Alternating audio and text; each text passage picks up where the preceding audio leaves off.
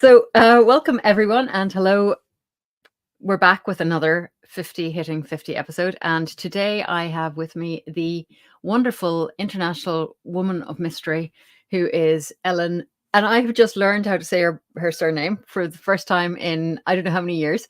But it's never come up before. This is the funny thing. I've been speaking to Ellen on and off for, I don't know, 3 years now, 4 years, Ellen. And I have never Quite had to proud of it. say her surname. This is the world we live in. This is the virtual world. So welcome, Ellen Preussing. Is that good enough in my non-Germanic tongue? How'd I do? Yeah, you did really well Do I need for the practice? I need non-Germanic practice. tongue. So Ellen is joining us from wonderful and sunny Spain today, and joining me in deepest, dampest Belfast. We are here to have another conversation on the idea of this communal milestone that we have of reaching the grand old age of 50, becoming a pentagenarian. I'm not even sure if that's a word either, but I'm going to go with it. Um, so, Ellen, first of all, can I ask you? I know you turned 50 last year. Do you remember how you felt about this approaching milestone? Was it a good feeling, a bad feeling? What A came up good for you? feeling because I was organizing my party and I was like inviting all friends and try to celebrate with everyone. I never, to be serious, to be honest, I never had a birthday I was actually afraid of. I mean, my Mm. 30th, I've really made a big party as well. Actually, it was three days long. Finally, oof. Wow. Um, Okay. That's rock star party.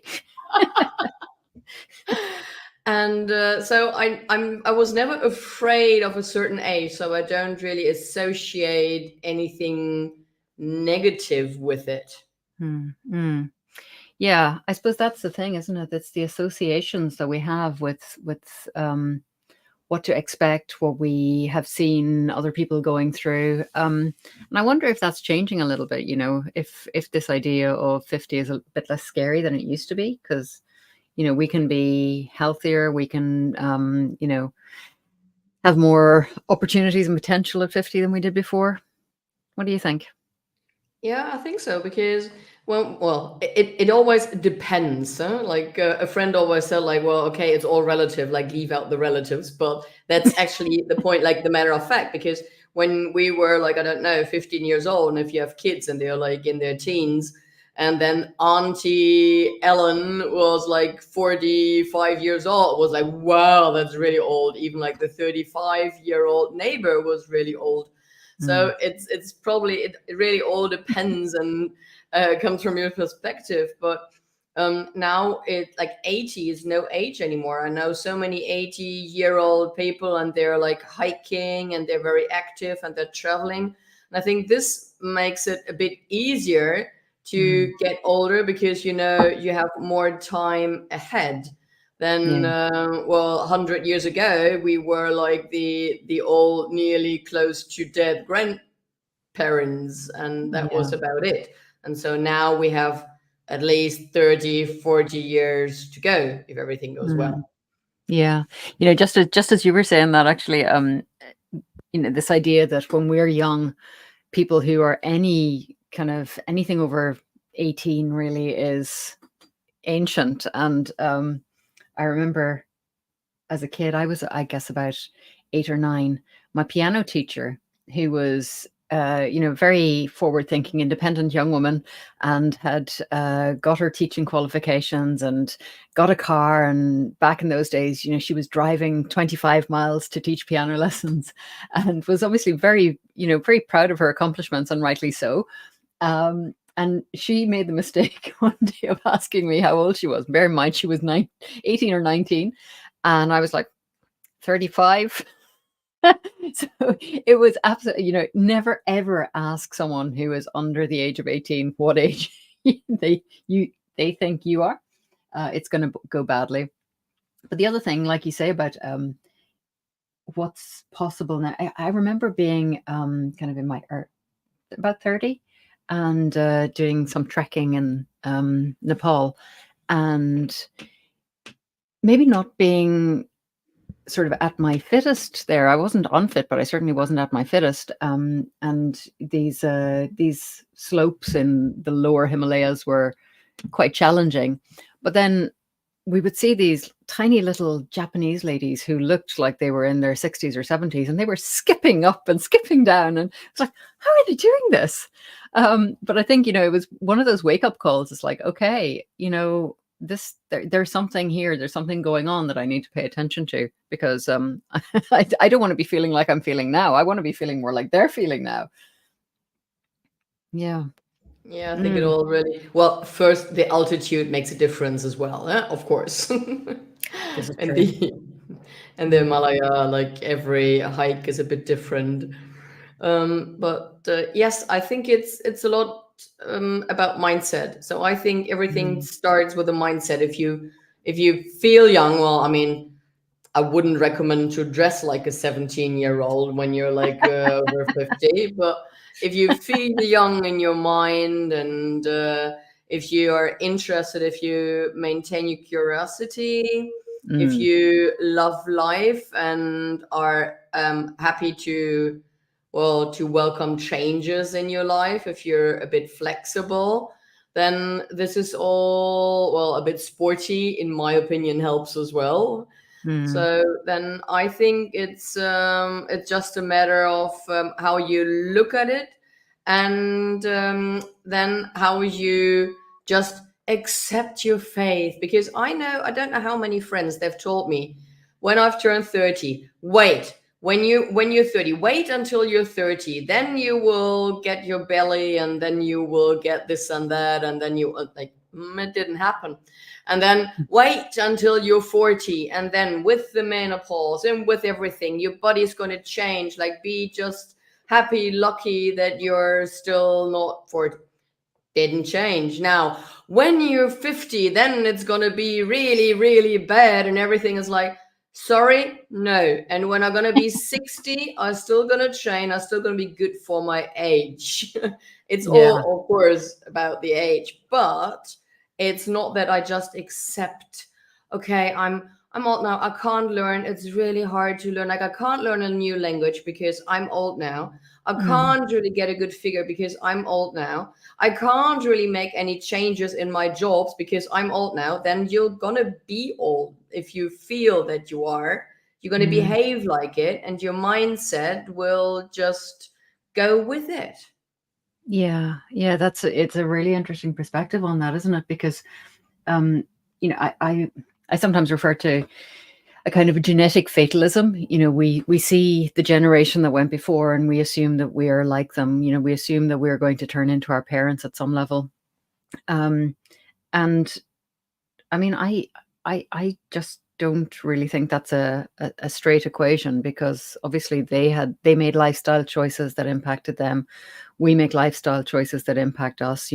Again, like you say, the mindset, how open we are, how curious we are, how much we embrace and are curious about change versus how much energy we put into resisting change. And I think that's a big thing, isn't it? The idea that we are quite judgmental about change. We judge it as good or bad rather than being curious and open about it.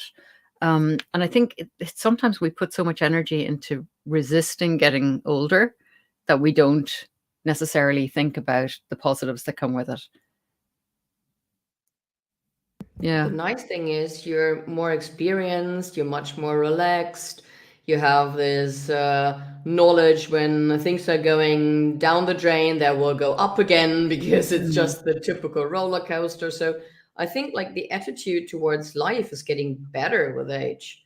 I would Mm. love to go back, actually, like be 20 something with the experience, or like listening to this inner voice of experience. But on the other hand, it would probably not give me the same experiences I've had in my 20s, because then Mm. you're more aware about risk. I mean, I've done things that I'm alive. It's kind of a miracle. But then, so it's like kind of the fun of life is the time when you are the age you are. Mm. And of course, it would be interesting to see how I would form my life with the knowledge I have now. But maybe then my life would have totally change, it wouldn't be my life. So it would be, well, I couldn't compare it, then you don't Mm, really have a comparison level, which is better or worse. It's just going to be different. mm, yeah.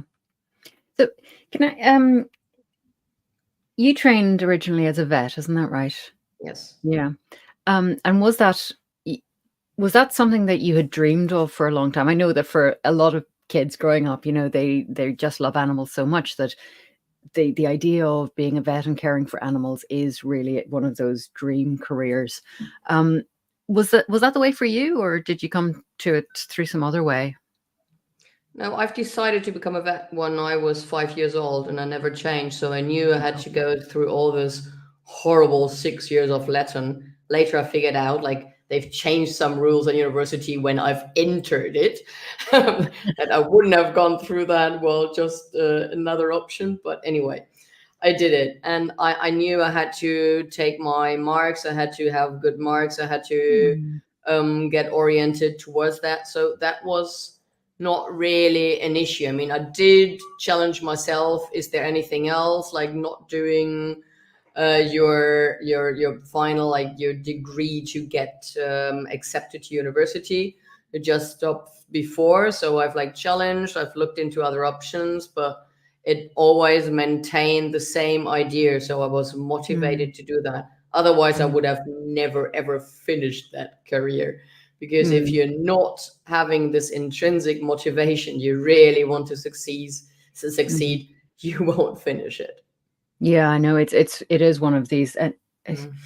I mean, even obviously the human medicine is one thing because we can communicate with another human about what is going on for them. It's a whole different skill set. I imagine trying to be that observant that you are finding information that you're just having to work it out based on no language. Are we about to get a guest star coming across your desk there? Did I just see a tail? No, no, Oh, okay. I thought no tails, no it's tails. normally I about this bend time. them. But yeah, I mean, when if I could just ask you a little bit about that because I find it so interesting. This idea that we have, on the one hand, very kind of human to human interactions in that field, but also the human to non-human, sometimes even mammal to non-mammal interactions. Um, what sort of what skills do you think you learn from that that maybe translate into different areas of life? Well, the first thing, and just this is a bit like experience on vet, and I've started to become a vet nurse before, so it's a lot of psychology. So Mm, it's the same as a pediatric. So I always compare the vet job is probably the closest to a pediatric because you get a lot of information from the parents, but you don't have a clue whether it's right or wrong, whether they actually know their animal, or whether they are totally like over the top. And it's like, at the phone, it sounds like the animal's dying. And then you see mm, the animal is very, very happy, and you're like, okay, there's a little hiccup there. It might have a little cold, or others who are like totally relaxed, like, no, it's not really bad. And then you kind of have to do a surgery straight away, or like they're close mm, to dying. So the opposite. And so like I think more about this is like the psychology. You learn how people have their own perspective, how mm, they process what is going on around them, how mm, they communicate, of course, and then with the animals as well as with the owners or with the parents mm, and the kids. You look at both of the behavior. So you actually see as well, because often children do the same as animals do. They look towards their parents like, is that the right way? Is it like, should I do this? Is this the way I should behave? And so if mhm, it's a very fearful owner, the animal will behave, or very highly stressed, the animal mm, will behave differently than if it's a relaxed owner and says like, oh, come on, like, no, just let the cat out. It's usually a friendly. So yeah, just get that. Or I just have the dog here running around. No, he's really like, well, he's kind of relaxed. So, yeah, and he doesn't really like other people. And it's different behavior. You see the body language as Yeah. well. And I think this is something that I figure really interesting, to look at other people outside. Like if I walk along the beach, or if you sit somewhere in a cafe or something, you just look at people. And I love looking at the body language. And if you have the chance to talk to a person and watch the body language, then you see what is going on in their interior, or whether it matches. And Mm. then you feel as well whether you believe what they're saying, whether it's Mm. authentic, whether it feels real, or whether there's this kind of, I don't know, I don't trust him or her. Mm. So Mm. so I think this is what I'd say is a big lesson. And tell me, do you think that this is something that the understanding of this kind of connection and observation, is this something that develops over time for you, or is this something that we kind of are either intuitively good at or not? Is it a buildable skill, I guess, is the question. Both. Mm. First, I think I've always been interested in behavior. So I love biology. I loved looking at monkeys, at big cats, and animals, at wolves. And so I've always loved that. This is why I've spent some time in Africa as well. Just love all this like wildlife behavior out in the woods. But on the other hand, you can, and this makes it, of course, much easier if you have this empathy, if you can really feel what others are doing, thinking, what moves them. That's, Mm. of course, makes it much more easier. Mm. But Mm. the much easier. There, and then there's the other side. You can learn that as well. So you can look at certain markers. You can look at certain parameters. You can, like, if you have an issue with it. And many veterinarians, I mean, there's a reason why you didn't study human medicine. It's not Mm. because it's easier, definitely not. It's just because you prefer to work with animals and not with humans. And then you figure out, oh my god, I work most of the time with humans. and Mm. uh, and then you realize, like, oh my god, 80%, there's my team, there are all the pet owners, they're very emotional, so I have to handle all these emotions. Mm. And then it is possible to learn how to handle that, how to Mm. read people. And I think this is, to a certain degree, you can learn everything, doesn't matter what it is. And so you can become good at it. But it's like the same, if you have a talent to be a really good sports player, whatever, you're a good Mm. football star, world tennis, or whatever, and you have this talent, you still have to practice a lot. It's not like it doesn't come itself. But if you don't have the talent, you can practice as much as you like, you won't reach the same level as some talented guy training the Mm. same amount of time. Yeah. So I Mm. think this is more or less how I would compare it. Yeah, no, that's a good analogy, actually.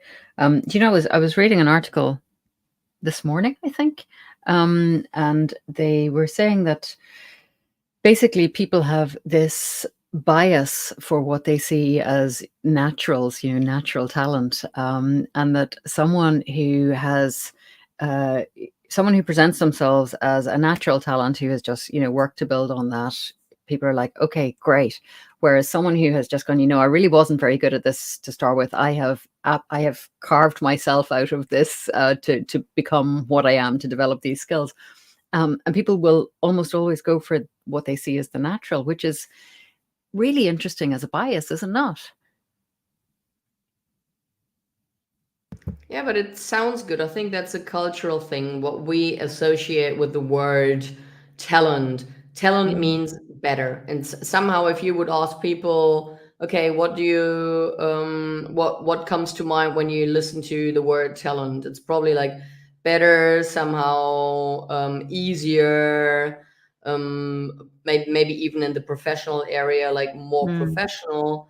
And then you have someone who has to train, who has to work on it very hard. And then you're like, well, that's me. I have to work on that very hard all the time, but I don't regard me or consider me Mm. as really good or talented. So it would be better maybe to take the talented person.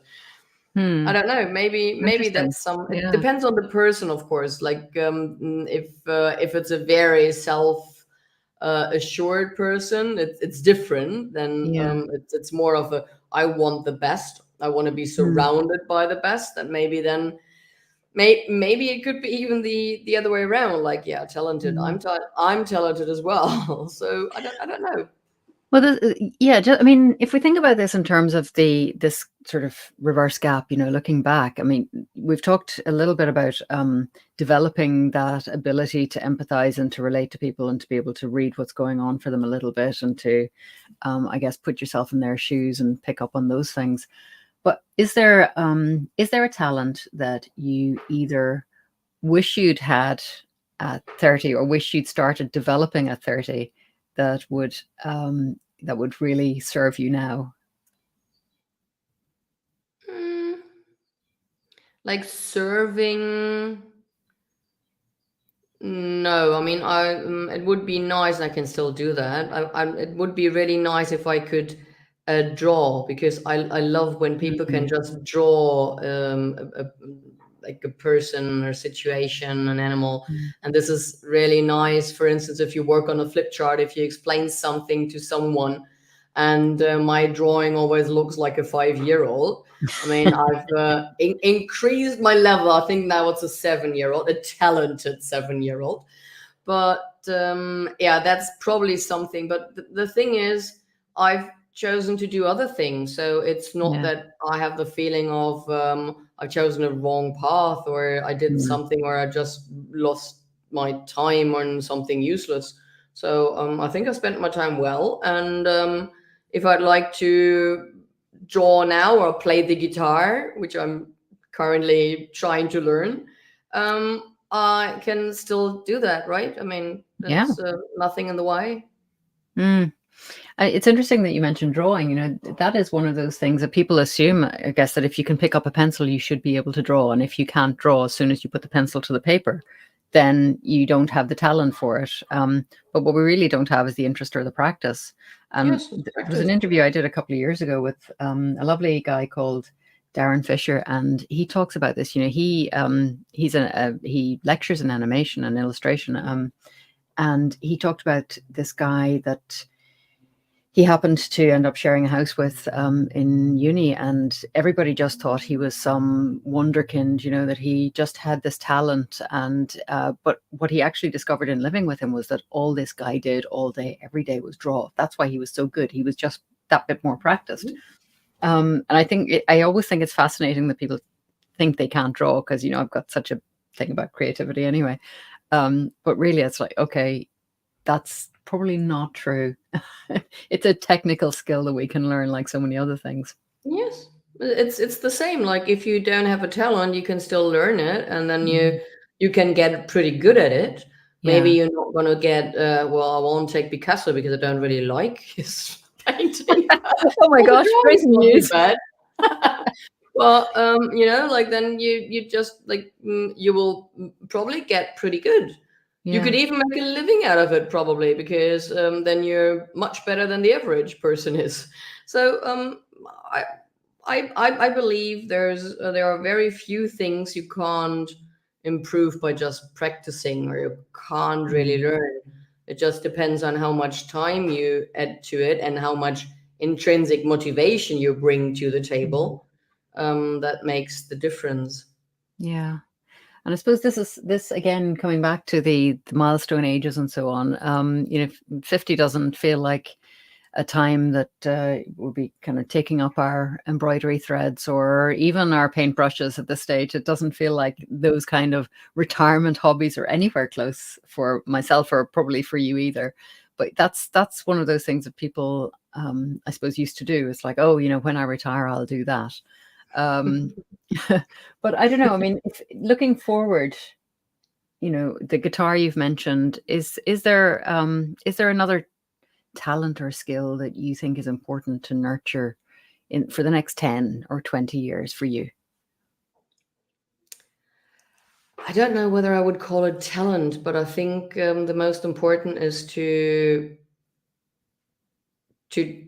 try to have an objective look at yourself as self as Mm, at the same time as a subjective. So like to look where you are, whether this is like be open to yourself. I don't know whether I would call that a talent, and to just feel that you are on track, or that something feels old, that something doesn't feel good, and then you can make the changes. Because the worst thing for me would be to realize with 75 or 80 that I've been on the wrong track the entire time. So mm, I would like to rewind and go back and do it differently. So with the talent, I mean, what I'm currently concentrating on is on AI. So I've just decided to go into and dive into that tech area as well. mm, And mm, it's still a kind of a new world. I mean, like some people try like first steps on ChatGPT or use it more on a regular basis, but this world is so huge. I mean, you can use so many tools mm, and so many ways how to do that. And I think this is the future as well, or part of the mm, future, that we will talk much more to bots, that we will have more help in at work as mm, well as in our homes. And so like for the talent, it's really difficult to say, because looking at talents, one of my talent, I'd say, is that I can adjust to everything and every situation like a chameleon if it has to be. mm, I don't know whether I would call it a talent, you know. And like mm. sports is really mine, so I can do nearly everything, but then the 50-year-old body doesn't want to do everything anymore. But I So think some of these are a little bit maybe tied together because I really really liked what you were saying about the noticing the self and the being open to self, because I think that this is probably a talent that so many of us could do with developing and paying attention to, is this way of we'll call it a talent for self-care. This is something that self-compassion, self-understanding, um, noticing that 50-year-old body and nurturing it in a way that will allow us to go and do those things. So I mean, that for me is actually that, thinking about it as nurturing a talent, for because it doesn't come naturally to a lot of us, does it? This idea of looking after ourselves and being good to ourselves. And we probably see those people who do, as I don't know, how do we look at them? They're unusual creatures, and they seem to maybe dance through the raindrops or something. But mhm. yeah, I love that idea of nurturing that as a talent. That would be one to definitely put some time into. I'm off to nurture myself my self-care. Thanks, Ellen. Yeah, Yeah. So I think that's important. And like with the talent, I wouldn't use the word talent for it, yeah, it's but maybe the wrong I word, think but that's yeah. very important. So tell me, if you were giving a shout out back to Ellen at 30, what's the one message that you'd send back to her? Follow your gut. Hmm. And I took decisions where I've been at like a bifurcation of life, Good word. and my decision was a good one, and the other decision would have been a good one as well. Hmm. But sometimes there was a bit of a fear. So I was at that time I had a job in Switzerland, and it was well paid. So there was a lot of the security feeling, like it's safety, and Hmm. build a bit of this nest building. You know, at that age, you're like, okay, and then the family, and and then there was like the other sensation. Okay, now I'm getting into routine, and I wanted to go to Singapore or to New York area to work for some time, you know, just a couple of years. And I finally didn't. I changed the job, but I finally didn't do that.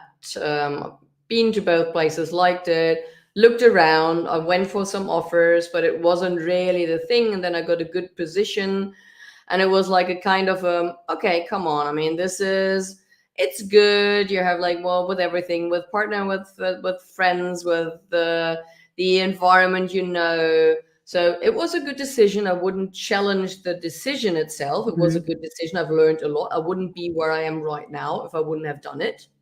Mhm. No doubt about that. But so I was challenged for some time. So there were 2 years of, well, yes, no, yes, no. And to Yeah. shorten these periods, I think really go with the gut. Like Yeah. sometimes leave out your head. I've been quite cognitive, Mhm. especially in that time, because freedom is one of my highest values. And so I have the tendency to run off, do crazy things, and then look for safety later. And I mean, there I think was like very like cognitively like, no, this is more, this makes more sense, this is more Mhm. balance. And then the fear of, oh, I could lose that, and I Oh, can't yeah. go back to it, Mm. was probably the winner. Yeah. No, that's a really good observation. It definitely we've talked about, being open to change and being curious about things, but I think the other C for me is definitely courage. And it takes courage to follow your gut, doesn't it? Yes, yes, it Mm. does, especially if you swim against the current. And Mm. I mean, as you know, I've done that and moved to Spain and gave up my good job, and and I had so many people. They meant well. They really meant well. They meant the best for me, but they made my life a nightmare Yeah. because they were challenging me all the time. Yeah. Yeah. Seriously, a freelancer, and then in a place like that, there's no economy, and so on and so forth. And it is much easier to swim with the current, like to swim with the rest, Mm. like to walk with the kettle. Yeah. Um, yeah. Indeed. Ellen, thank you so much for sharing your thoughts with us. I have absolutely no doubt that there is someone who's going to listen to this and think, you know what, that makes so much sense.